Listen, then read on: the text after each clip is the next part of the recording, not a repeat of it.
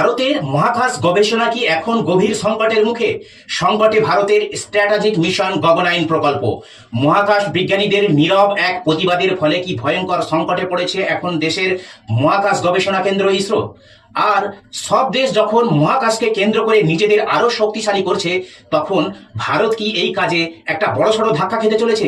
শ্রীহরিকোটার launch pad থেকে যখন আমাদের রকেট মহাকাশে ওড়ে, তখন গোটা দেশ টিভির পর্দায় চোখ রাখে, হাততালি দেয়, গর্বে বুক ফুলে ওঠে।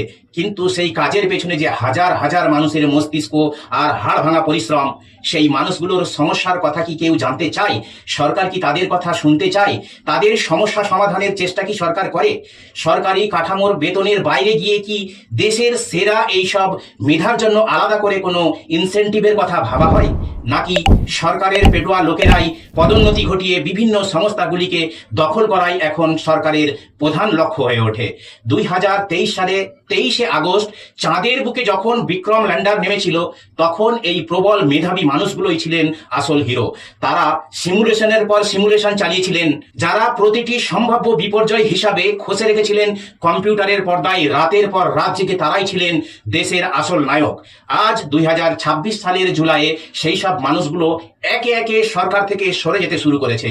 নিঃশব্দে, কোনো প্রেস কনফারেন্স ছাড়াই, কোনো বিদায়ী ভাষণ ছাড়াই তারা সরকারের টেবিলে রেখে যাচ্ছেন একটার পর একটা পদত্যাগপত্র। এটাই তাদের নীরব প্রতিবাদ। কোনো জবরদস্তি যোগ দিবস পালন করে বা সরকারি প্রচারের ঢাক পিটাও এই পদত্যাগে রেখে যাচ্ছে না। আর সংখ্যাটা শুনলে শিউরে উঠবেন, 100রও বেশি।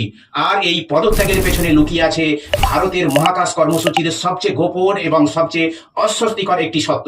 যে সংস্থা চাঁদ জয় করেছে, মঙ্গলে পৌঁছেছে, প্রথম চেষ্টাতেই সেই সংস্থার ভেতরে এখন চলছে একটা নীরব রক্তক্ষরণ। আর এতে সরকার এতটাই বিপদে পড়েছে যে মাত্র দুদিন আগে তারা একটা জরুরি নির্দেশনামা জারি করে বিজ্ঞানীদের পদত্যাগের রাস্তা আটকাতে কড়া ব্যবস্থা নিতে শুরু করেছে। কি সেই ব্যবস্থা? সেটা কি আইনত করা সম্ভব? তাতে কি আটকানো যাবে এই পদত্যাগ? নাকি এতে একেবারে আটকে যাবে দেশের সেরা মেধাসম্পন্ন ছেলে মেয়েদের ইসরোতে ঢোকার ইচ্ছাটাও? আসুন এই অত্যন্ত গুরুত্বপূর্ণ প্রশ্নটার উত্তর খোঁজার চেষ্টা করা যাক।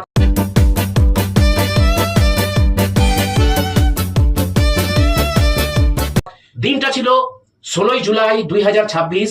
টেকনান হেরাল্ড পত্রিকায় একটি রিপোর্ট প্রকাশিত হওয়ার সঙ্গে সঙ্গেই দেশ জুড়ে আলোড়ন পড়ে যায়।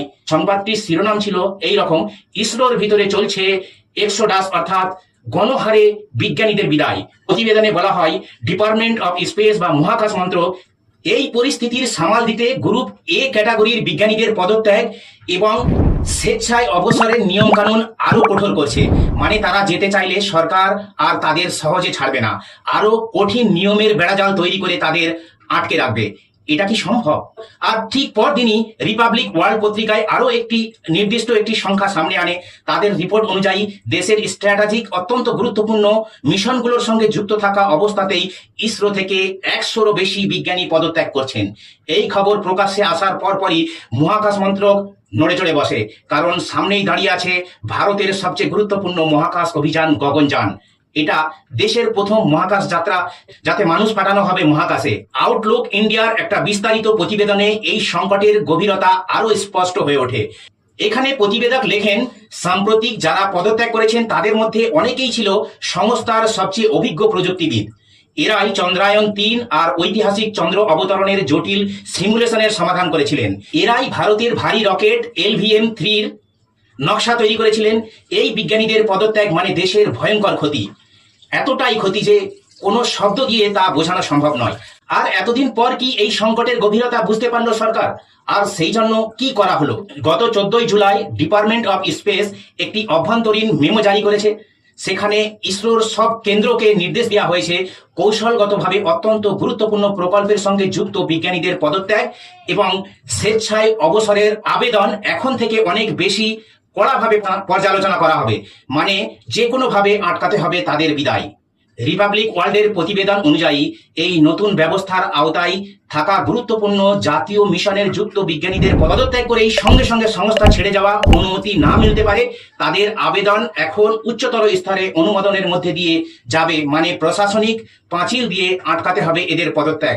সাংবাদিকদের প্রশ্নের মুখে কেন্দ্রীয় বিজ্ঞানী এবং প্রযুক্তি প্রতিমন্ত্রী জিতেন্দ্র সিং একটা মন্তব্য করেছেন, যা এখন ভাইরাল। তিনি বলেন, এই নির্দেশ নিছক প্রশাসনিক কারণে, যাতে সিদ্ধান্তটা আরো পরিণত পর্যায়ে নেওয়া যায়। তার কথায় বিজ্ঞানীরা আসবেন আর যাবেন, তাতে প্রকল্পের কোনো ক্ষতি হবে না। মানে সমস্যাটা যে কোথায়, কেন তারা ছাড়তে চাইছেন, তাতে কি ক্ষতি হবে সেটা বোঝার চেষ্টা করাই হলো না। আর সেটাই নিয়েই এখন প্রশ্ন উঠে গেছে। আউটলুক ইন্ডিয়ার প্রতিবেদনে একে আমলাতান্ত্রিক পাঁচিল বলা হয়েছে। অর্থাৎ মন্ত্রীর এই নিরুদ্বেগ বক্তব্যের আড়ালে আসলে লুকিয়ে আছে নেহেরুর আমলে তৈরি আমাদের এই গর্বের সংস্থাটির বর্তমান গভীর অস্থিরতা। কিন্তু কেন দেশের সবচেয়ে সম্মানজনক বৈজ্ঞানিক প্রতিষ্ঠানগুলির একটি থেকে এইভাবে দলে দলে বিজ্ঞানীরা বেরিয়ে যাচ্ছেন? এর উত্তরটা লুকিয়ে আছে তিনটি জায়গায়। প্রথম কারণটা সবাই জানেন, সেটা সরকারি কাঠামোই বেতন। এই সরকার মুখে বেসরকারীকরণের কথা সর্বত্রই বলে থাকেন, কিন্তু প্রতিবার ক্ষেত্রে তাদের নীতির মুড়ি মিশ্রির একদল। যারা সরকার চালান তারা জানেন নিজেদের আখেরটা কিভাবে গোছাতে হবে। সরকারি মন্ত্রী আমলাদের জন্য জলের মতো টাকা খরচা করা হয়। প্রধানমন্ত্রীর বিদেশ ভ্রমণে বিপুল খরচের কথা ছেড়েই দিন, তার একটা জনসভাতে খরচ হয় কোটি কোটি টাকা। কিন্তু দেশের সবচেয়ে মেধাবী মানুষদের হাতে দেয়া হয় সরকারি কাঠামোয় সেই সামান্যতম বেতন। মানে নেহেরুর আমল থেকে এক কদমও এগিয়ে যেতে পারেনি এই কর্পোরেশন প্রিয় সরকার। একজন ইসরোর বিজ্ঞানী যিনি বছরের পর বছর ধরে অত্যন্ত জটিল এবং বিশেষ ধরনের দক্ষতা অর্জন করেছেন, তার বেতন বেসরকারি ক্ষেত্রের তুলনায় হাস্যকর রকমের কম। কিন্তু তার চেয়েও গুরুত্বপূর্ণ পয়েন্ট হলো আমলাতন্ত্র। আউটলুক ইন্ডিয়ার প্রতিবেদনে স্পষ্ট করে বলা হয়েছে, আমলাতান্ত্রিক জটিলতা আর সীমিত ক্যারিয়ার গ্রোথের কারণে বহু প্রতিভাবান বিজ্ঞানী হতাশ হয়ে পড়েছেন। এটা সরকারি সংস্থায় পদোন্নতির স্বীকৃতি বা সিদ্ধান্ত গ্রহণের স্বাধীনতা সবকিছুই ইদানিং খোয়াতে বসেছে এরা। সবকিছুরই সিদ্ধান্ত নিচ্ছে সরকারের পেটোয়া একটি সিস্টেম, যেখানে রাজনৈতিক নেতারাই শেষ কথা বলেন। সেইখানে গবেষণার চেয়ে সরকারের কাজের মানুষ হওয়াটাই আসল কথা। আর এই তোলাবাজি না করলে তার ক্যারিয়ার খতম। এতদিন এদের সামনে কোনো বিকল্প ছিল না, আর এখন বিকল্প তারা পেয়ে গেছেন। বেসরকারি মহাকাশ শিল্পের উত্থান হয়েছে আমাদের দেশেও। গত কয়েক বছরে ভারতের স্কাইরুট এয়ারোস্পেসের মতো সংস্থাগুলো দ্রুত গতিতে বেড়ে উঠেছে। এই সংস্থাগুলো ইসরোর মতো প্রকল্পে কাজ করার সুযোগ পেয়েছে, আর সঙ্গে সঙ্গে দিচ্ছে অনেক ভালো বেতন, দ্রুত সিদ্ধান্ত গ্রহণের স্বীকৃতি, দুর্দান্ত কর্মপরিবেশ এবং গবেষণার জন্য অঢেল সুযোগ এবং অর্থ। ফলে যে বিজ্ঞানীগুলো একসময় গর্বের সঙ্গে সরকারি ব্যাচ পড়তেন, এখন তিনি ভাবছেন কেন বেসরকারি ক্ষেত্রে গিয়েই এই কাজটা আরো ভালো করে করবেন না। আউটলুক ইন্ডিয়ায় এই প্রতিযোগিতাকে বর্ণনা করেছে একটা নিঃশব্দ যুদ্ধ বা সাইলেন্ট ওয়ার হিসাবে। কিন্তু আসল সমস্যাটা অন্যত্র। এই এক্সোডাস বা বিদায় যদি স্বাভাবিক সময় ঘটতো, হয়তো এ নিয়ে এত হইচই হতো না। কিন্তু আসল কথাটা হলো, এই মুহূর্তে ইসরো দাঁড়িয়ে আছে তার ইতিহাসের সবচেয়ে গুরুত্বপূর্ণ একটি বাঁকে। কারণ গত 1.5 বছরে ইসরোর ওয়ার্ক হর্স রকেট পিএসএলভি পরপর দুটো বড় ব্যর্থতার মুখোমুখি হয়েছে। 2025 সালের মে মাসে পিএসএলভি C661 রকেট মাটির পর্যবেক্ষণ উপগ্রহ US-09 কে কক্ষপথে বসাতে ব্যর্থ হয়। ঠিক 8 মাস পর 2026 সালের 12 জানুয়ারি পিএসএলভি C62 রকেট এই তৃতীয় ধাপে সমস্যায় পড়ে। এর ফলে হারিয়ে যায় ডিআরডিওর গুরুত্বপূর্ণ US-N1 উপগ্রহ সহ আরো প্রায় 15টি সহযাত্রী উপগ্রহ। দুটো ব্যর্থতাই ঘটেছিল প্রায় একই ধরনের কারিগরি ত্রুটির কারণে। এই দুটো ব্যর্থতা ভারতের মহাকাশ কর্মসূচির সব থেকে নির্ভরযোগ্য রকেটের ওপর যে ভরসা, তাতে বড়সড় আঘাত হেনেছে। আর ঠিক এই সময় যখন এই সংস্থাটিতে আরো অভিজ্ঞ মস্তিষ্কের দরকার, ঠিক তখনই সেই মেধাগুলোর একটা বড় অংশ সংস্থা ছেড়ে চলে যাচ্ছে। আর সামনে অপেক্ষা করছে গগনযান, ভারতের মানবহীন প্রথম মহাকাশ অভিযান। এই মিশনের জন্য প্রয়োজন নিখুঁত নির্ভুলতা, কারণ এখানে ঝুঁকি থাকবে মানুষের জীবন। ইসরো ইতিমধ্যেই ক্রু এস্কেপ সিস্টেম পরীক্ষায় নভোচারীদের প্রশিক্ষণ কর্মসূচি এবং পরিকাঠামো উন্নয়নের কাজ শেষ করেছে। কিন্তু অভিজ্ঞ বিজ্ঞানীরা না থাকলে কে শেষ করবে এই কাজ?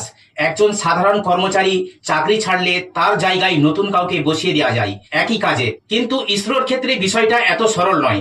একজন রকেট বিশেষজ্ঞ যিনি বছরের পর বছর ধরে এই কাজের নকশা নিয়ে কাজ করছেন, তার মাথায় জমে থাকা জ্ঞান কোনো ম্যানুয়ালি লেখা থাকে না। এই দক্ষতা তৈরি হয় বছরের পর বছর হাতে কলমে অভিজ্ঞতা, ব্যর্থতা এবং শিক্ষার মধ্যে দিয়ে। তাই যখন এই মানুষগুলো একসঙ্গে এক সময় সংস্থা ছেড়ে চলে যান, তখন হারিয়ে যায় শুধু কতগুলো পদ নয়, হারিয়ে যায় দশকের পর দশকের সঞ্চিত প্রতিষ্ঠানিক জ্ঞান, যা আসলে অমূল্য। আর এটাই কি বুঝতে পারছে না আমাদের সরকার? আর এই না বুঝতে পারাটাই এই সংকটের সব থেকে বিপজ্জনক দিক। বেসরকারি মহাকাশ শিল্প যত বাড়তে থাকবে, ততই এই টানাপড়েন আরো তীব্র হবে।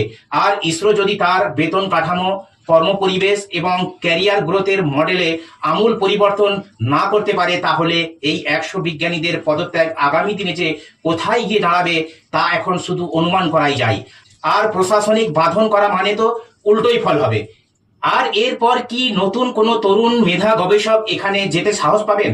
এতে কি সমস্যার সমাধান হবে না আরো ঘোরালো? আর প্রশ্নটা তো এখানকার সমস্যার কি করে সমাধান হবে সেটা নয়, যথেষ্ট দূরদৃষ্টি নিয়ে আগামী দিনেও এই প্রতিষ্ঠানটিকে বাঁচিয়ে রাখা কিভাবে যাবে, সেটা কি সরকারের দ্বারা করার চেষ্টা হচ্ছে? এর জবাব দেবেন আপনারা কমেন্ট বক্সে।